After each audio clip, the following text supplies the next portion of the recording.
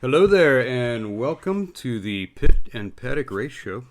In Formula One this weekend, the prayers of Italy's faithful delivered a Ferrari 1-2 in Australia, with Sainz holding the Winners' Cup and Leclerc following in second. The Tifosi should thank the racing gremlins. If it wasn't for Verstappen's brake failure, the odds are that he would have sailed away with another win. So the first Ferrari 1-2 in over 2 years, and a refreshing change from the domination of the Red Bull Empire. I thought Ferrari had a legitimate chance based on their race and qualifying pace, but Max starting from pole, racing in clean air, I think he would have still opened up a gap to Sainz, and that would have been it. Probably, but I think next week most of the drivers are going to be removing their appendix to get a little extra speed. Did that work for Sainz? Did it work for Albon? Did he get his appendix removed? Yeah, he got his last year. Oh. Or the year before. Not enough. I guess he should do it again? Well, wait, didn't he get kicked out of Red Bull? And then he didn't have a drive, and then he got picked up by Williams? Yes. So did the appendix happen before he got kicked out of Red Bull? I don't know. Maybe the appendix got him a new drive. That's probably what it was. Well, now everyone's looking for appendixless drivers. Yeah. So we've got double points for the American team Haas, finishing a amazing 9th and 10th. Yes, brought to you by Max's failing brakes and Hamilton's failing engine. Otherwise, they would have been 11 and 12. I've heard it said many times by the teams that the top 5 teams pretty much have all the points sewn up. You know, they're all competitive, and everybody else is just struggling to get a point. So if you're in the bottom half and you get a point, then it's like a win. Pretty much. Interesting, Fernando Alonso was given a penalty for racing, dropping him from P6 to P8, because apparently on the last lap, he lifted and braked differently than he had before, which made George Russell crash into the wall. I thought that was called racing. Yeah, me too. I don't like it. Well, first of all, it's a penalty to lift and brake differently, I would be penalized in every single video game I've ever played, because I'm not consistent. Not a good call, I think.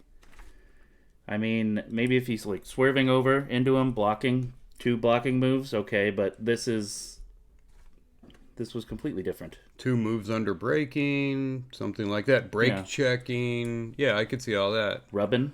Yeah, a little bit of a bump, but apparently the steward spent a good hour or so reviewing all his other turns to see, or all his other laps to see how, you know, where he braked and where he lifted, and oh yeah, you did it differently here. Oh, penalty.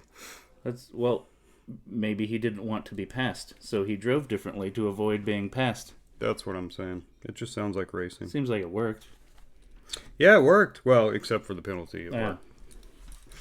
Did you hear the video of George Russell after he crashed? Man, he was not happy to be defenseless in the middle of the track there. Oh, he was freaking out. Red flag, red. This is taking too long. Red flag, I'm in the track. Red flag. Man, I hope he never has to run a race at Talladega in the middle of one of those accidents.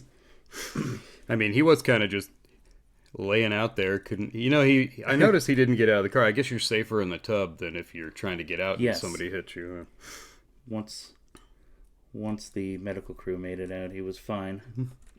And then you can hear his race engineer the whole time.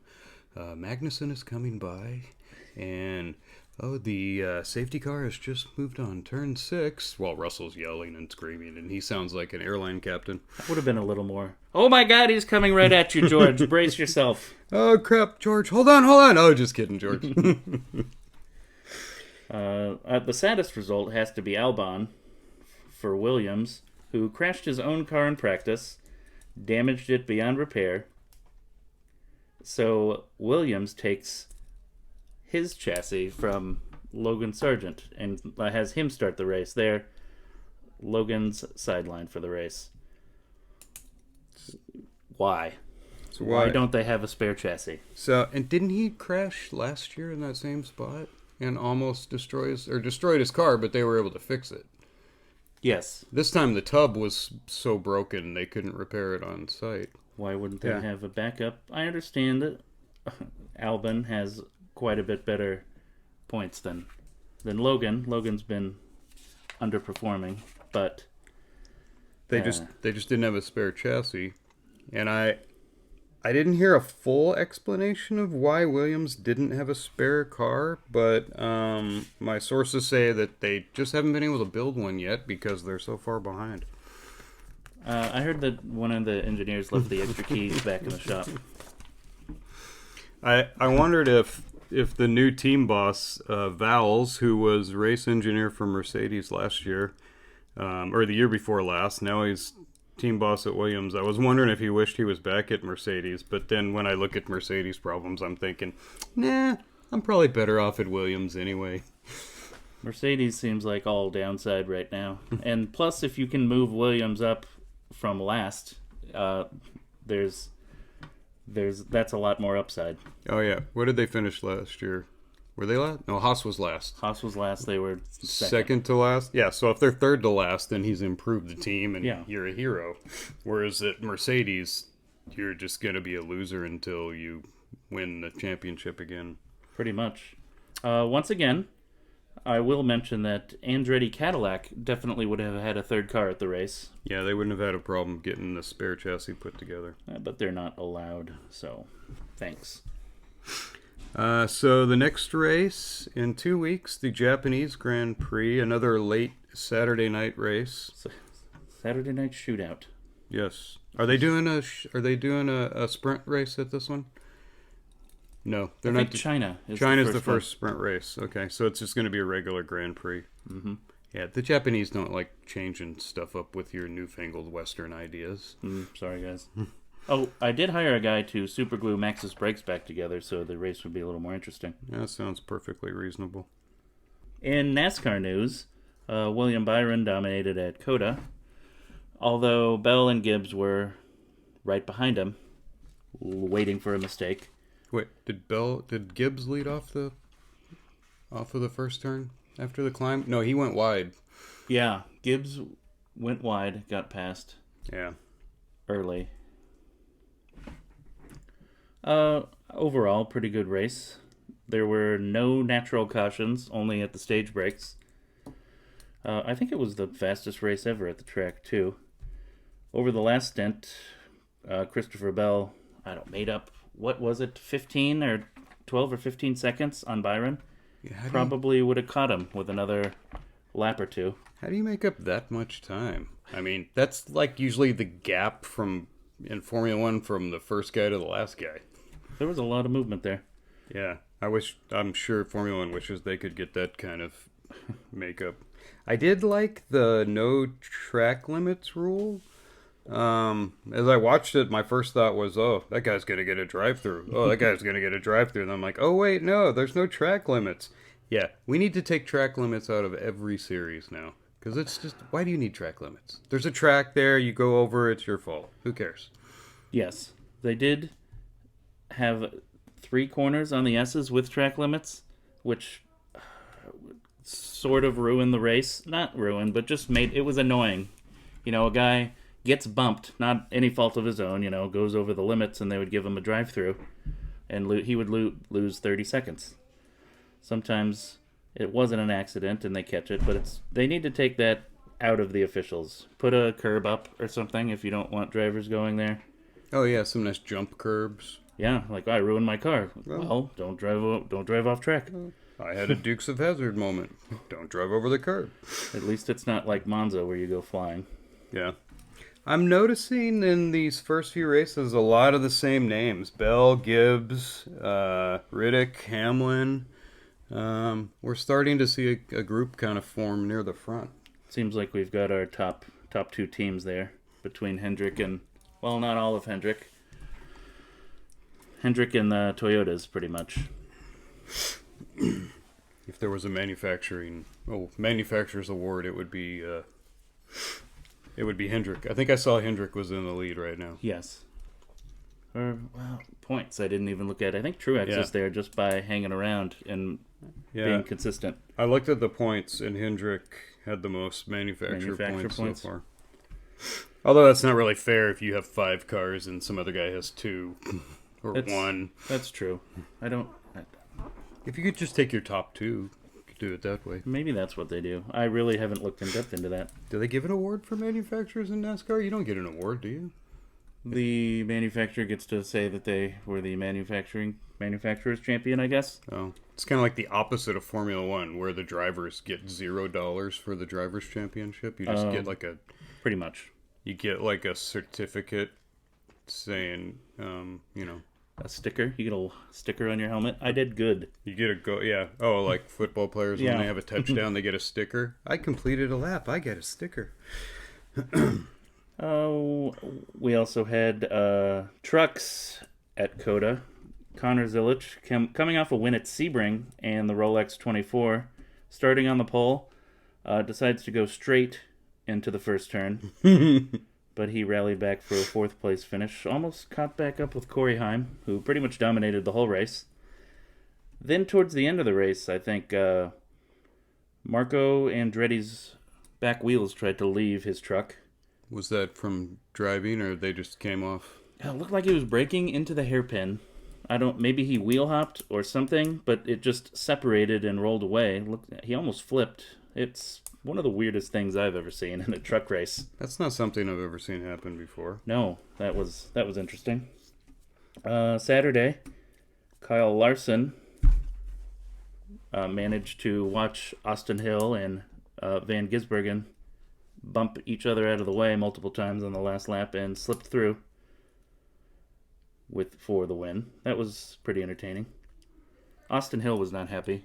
Oh, I suppose not. But that made it pretty... Hey, once again, my man Gilligan finishes in the 20s with a 26th position because he didn't have Peanuts as a sponsor. So instead he had some local Ford dealer with a name so long I couldn't even read it on the front of his car, so I'm not going to try and say it. Yeah, he just needs to go back to Peanuts, and then he can win some races. Was that his best finish of the season with Peanuts? I think it was. Oh yeah, Peanuts has been his best finish so far. Yeah. What happened with Kyle Busch threatening Bell after the race? I heard something about it's coming, and then he walked away. And I'm not really sure what happened there. He walked up to him after the race, and he looks like it's like your uncle who's had too many at the Thanksgiving coming to tell you how to live your life. Chris Bell was marching towards the front, and he helped Kyle Busch out of the way a little bit. Well, he should go faster then. Yeah. Isn't that what Kyle does to other people if they're not fast enough and they won't move? Yes. It's not like I think I did hear Bush say, how many times have I wrecked you, or something like that, and well, it's coming, or something like that. I'm like, yeah. That's the drunk uncle at Thanksgiving coming to tell you how you need to drive your truck differently or date a different girl or whatever. Chris Bell was backed against the car, looked like he was ready to get the heck out of there. He was like, okay, I'm just gonna go. Yeah, the deer in the headlights look. Where's my dad? Paint scheme of the week. I did not see much interesting in Cup that I really liked. So I'm going to go with Justin Allgaier in the Brant number 7, just because the 7 has corn texture. I thought that was fun. Like corn kernels? Or yes. It looks like a close-up on a corn on the cob. Like Future Farmers of America logo with the cross-section of the corn, like the kernels sticking out right there. Yeah. That was interesting. I didn't really see one that stuck out, so I just went with Gibbs again because my middle daughter likes the Monster logo. That's a good looking car. Yeah, that's the one she picked. When I took her to the race and she didn't know any drivers, she picked the Monster driver, who actually did pretty good. But strangest sponsor of the week. As strange as Circle and their $300 mood ring is, this week I'm going with the 51 car and the Fraternal Order of Eagles. I do not know what the Fraternal Order of Eagles is. It's either a bunch of retired NFL players from Philly or possibly a group of alternate ending Lord of the Rings fans. Why didn't they just take the Eagles from the beginning? Yeah, that's the alternate ending. Everybody, when the Eagles save Frodo at the end, and they're like, why didn't they just fly those and avoid all the trouble? Would have been a terrible movie. But anyway. Yeah, I'm sure Tolkien sometimes wishes he would have caught up a different ending than, oh, well, I'll just have the Eagles come save them again. Strange sponsor of the week. I would go with Haley Deegan and the Xfinity. She was in the Cody Jinks Ford, who I have no idea who this is, and I'm not going to research it. But I just assumed it was a country music singer because that sounds like a country music singer. Yeah, Cody Jinks doesn't sound like a lawyer. No, does not. Or it could be a Ford dealership, though. Cody Jinks, come down to Cody Jinks Ford. We got hot dogs and burgers. Sunday. Oh. Sunday. We're crazy for prices. And also in Xfinity, Anthony Alfredo has been running the Dude Wipes car all year, which I guess I can only hit it once, but it's like T-ball with that car in the field. So just the one time I'm gonna mention it. What's the Dude Wipes car look like? Is it like really clean because you've been wiping it, or is it look like it needs to be wiped? I hope it's clean because I don't want it to need to be wiped. That would be an uncomfortable paint scheme. Maybe after an accident. Yeah. Yeah, I've seen packages of Dude Wipes before. Those things are huge. I thought those things when I first saw them, they were like that. Oh, I don't have a place to take a shower, so I'll use one of these instead. I've taken them camping. Yeah. Oh, for the shower? Everything. They look, I mean, you can do a lot with wipes. Yeah. If you've had children, you know that all the things that you can clean up with wipes. It is a good camping shower. News I just saw earlier today was that NASCAR is trying to buy a 50% stake in the Long Beach Grand Prix. Penske, the owner of Indycar, is actively trying to block the sale. Does Penske own part of the Long Beach Grand Prix? No. I think they're also going to try and buy it. Oh, that's why he wants to block it. Yeah, I don't think Penske wants NASCAR owning his second biggest race of the season. Oh, does that one actually make money? It's one of... I would put that right behind Indy as the next biggest race. The Long Beach Grand Prix. The Monaco of IndyCar racing? I don't know. I've been to Long Beach when the race isn't there, and I've seen that area. They could make that track wider. I don't know why that thing's so narrow. Are they just trying to be more like Monaco? Because Monaco's the most boring race in F1. It's not great. All the street race, none of them are that great. NASCAR also owns IMSA, who runs there, but that could be part of the reason. But if NASCAR and IndyCar run a doubleheader, that's worth buying a ticket to, I guess. Yeah. The last time we saw that was Trucks and Champ Car at Las Vegas Motor Speedway. Yes. Remember the one where Sebastian's engine cover blew off and he whined and complained on the radio as he continued to win the race. Yes. Man, that was the same day, wasn't it? Yeah, they had Trucks, and then they had Champ Car, Indy cars, but they were still split up. Remember, because people were like, "Oh, the sports writers were saying it's such a different crowd, NASCAR and Indy cars," and I'm like, "No, they're all racers." And then we got to the race, and I'm like, "Oh yeah, it is a different crowd, isn't it?" It was a bit different. Wow, it's like having the Catholic and the Protestant part of your families together at Thanksgiving. Like, yeah, they're all kind of clumping together with their own kind, and they're dressed different. Shorts in the garage. Yeah, I think I actually, the NASCAR truck people brought in coolers of beer, and I actually saw the IndyCar people with bottles of wine, the plastic bottles of wine you can buy, and I'm like, oh, yeah, maybe they're a little bit different. Next up for NASCAR this weekend is the Richmond Toyota Owners 400. That is laps, not miles. 300 miles. I believe the track is 3/4 of a mile long. They couldn't make it the Richmond Toyota Owners 300 for the actual miles. What is this with making Is it just make it sound like a bigger race? I think that's what they go for there. I don't think anything is 300, even if it is actually 300. IndyCar has 300, like Milwaukee. Yeah, I think Milwaukee might be 300, which they don't do anymore. They do this year. Oh, they brought it back this year. Yeah. That's right. It's back on the schedule. They had it for, like, the Andretti's paid a bunch of money to get it back on, and it still didn't make money, and then it was off, and... Now they need ovals. Yeah, now they need more ovals. So, is it going to be more Toyota short track domination? Most likely. They're running the same tires as Phoenix. It's probably the most similar track to Phoenix, so I would guess that top 5 is going to be about what we've got.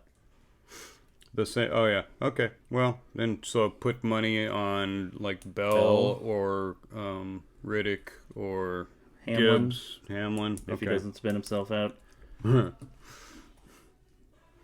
I was still shocked with it's Phoenix when he spun himself out because he was on the far stretch and all of a sudden he just didn't come back around in the front. What happened to him? That was rough. In IndyCar, the thermal race and $500,000 was won by Pelot.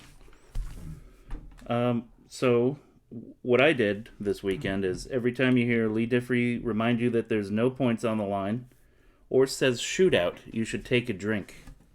Because, like playing Bob? Yes. Yeah, because they did, qualifying, 2 shootouts, and then the final 12. Yes. I think through that testing, qualifying, and the race, I heard him mention that at least 45 times. Is it me or does Pelot's voice on the radio sound like he's 11 years old? I decided to give him the nickname Caillou. Caillou. I don't know who that is, but I'm going to guess that's some sort of children's character? Yeah, it was a cartoon for children. It was one of those cartoons that wasn't very good. It was on PBS. Oh. But then it's like a little bald-headed kid. Anyway, it sounded kind of close to Palu or Palo.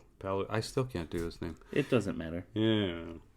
He wins a lot, and then I get to hear his high-pitched voice going, awesome, guys.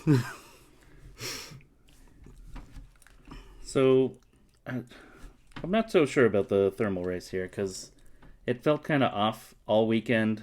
Sort of a empty-looking track with the houses. And then it felt like NBC was pushing some kind of infomercial. You know, every time they would cut away to a guy in the pits throughout qualifying and testing, it was like showing me the wonders of thermal and how great this place is. And we have 46 lots available. Well, yeah, we have 46 lots available. I did a quick check, too, on a few lots in case we want to go next year. Just an empty lot was $3.5 million. So if we can get that started, we can find a great seat for the race next year. Shouldn't they give you money for moving to California? You would think so. Well, if you can live in California, then it doesn't matter how much money you spend. I think California is offering like a bonus to people who come there and actually pay taxes. Pass. Okay. I wanted to call it the sandbag race because half the field saved their tires in the first half. They just kind of hung back and didn't burn their tires up. So that, thinking, well, if I can qualify at the front, I'll have better tires. They had to stay within 10 seconds of the leader, I think was the rule. Was it? Yeah, there was a rule. You had to stay within a certain time of the leader, and then you weren't penalized. So after halftime, you go out, and then you've got fresher tires, even though you're at the back of the pack. It didn't work. I mean, Herta was the top sandbagger, and he got to 4th, was the best he could do. So you were better off just racing hard and trying to actually win. I guess if he was going to finish last, otherwise it worked out. It worked out for Gainbridge because they did keep showing him on the race because nothing interesting was happening. Yeah, it wasn't very exciting racing. I think they're going to, if they stay with this idea, they're going to need to change that format, having a 10-lap run where nothing matters. Why would you waste your tires? It doesn't make sense. Why did they need a halftime? I don't know. Maybe... Was it something about not enough pit stalls for? But then they only have 12 cars out there. Yeah, they had 12 cars. I mean, that's why they only had 12 cars, right? Was because they don't have enough of a pit area. Yeah. That doesn't make sense. Yeah, I don't know what was up, why they needed a halftime. But it was racing, arguably. I am glad that they had a race on rather than not having one. But if they're going to keep an exhibition race, I say do something that's actually interesting. maybe a half-mile oval track, or even run them at a dirt track. Make it really interesting. If you took the wings off and put them in a half-mile track, it would be like the old sprint cars. Now we're getting somewhere. Yeah. What's the series of sprint cars that races on asphalt that nobody watches? The USAC? USAC. That's it. USAC was the first sprint cars, weren't they? Before they went to dirt, they were on... Or Yeah. they were just the first series, USAC. They still run asphalt. They used to come to Phoenix with the Indycars and run the Copper World Classic. Is it a feeder series for anything, or is it just like old guys with money? I think...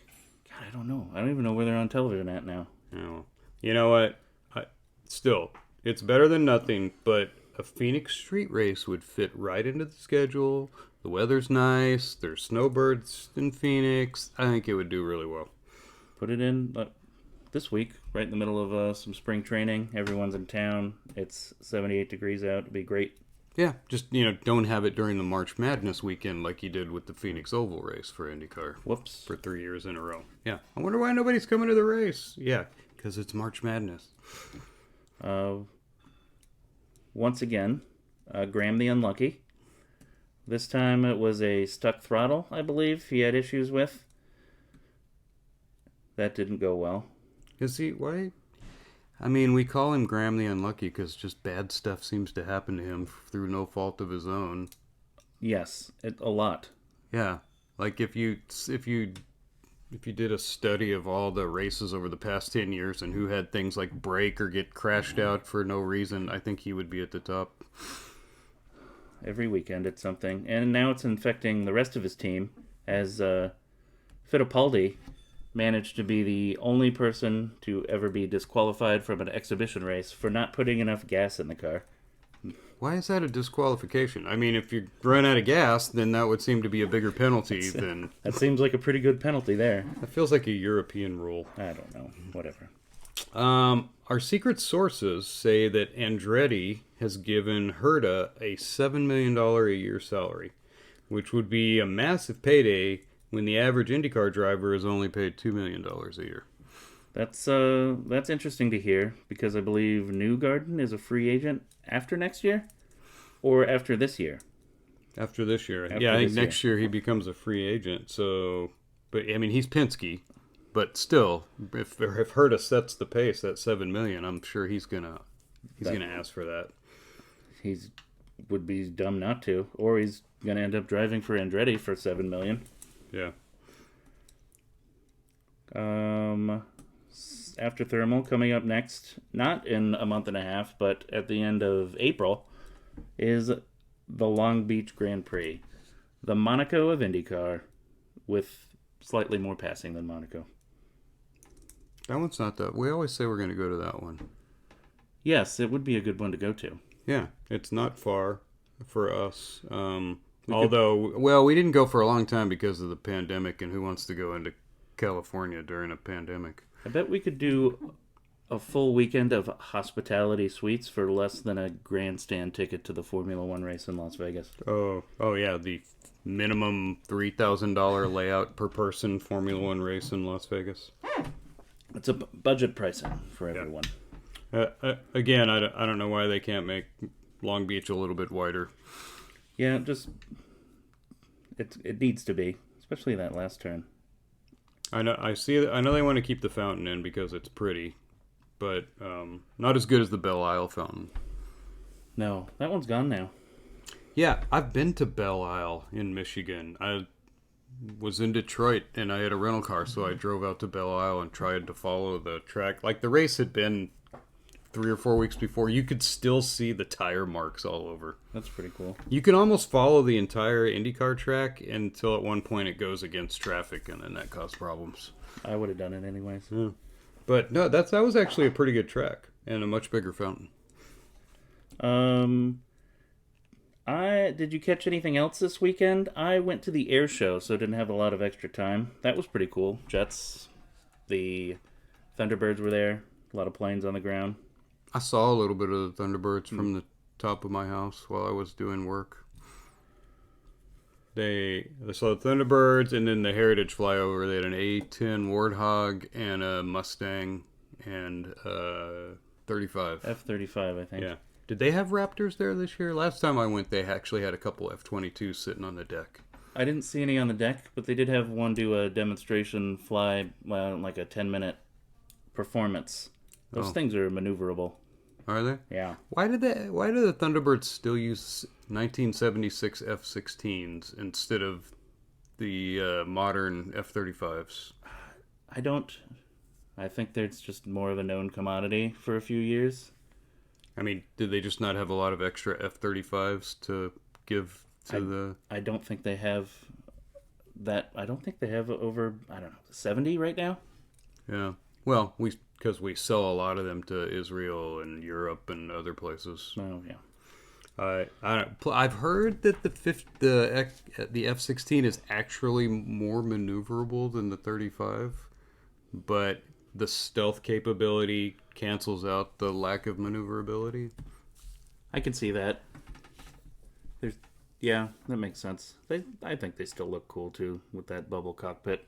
Oh yeah, yeah. Plus they have the cool paint job on the bottom. It's the paint job that does it. The only racing thing I saw of interest was Adam Andretti wins the Trans Am at Road Atlanta. Adam is the cousin of Michael Andretti and well past his racing prime at 45 years old. Oh. But he's won more races than us, so good on you, Adam. And that's all I have for the week. That's it for me. We'll be back with NASCAR next week.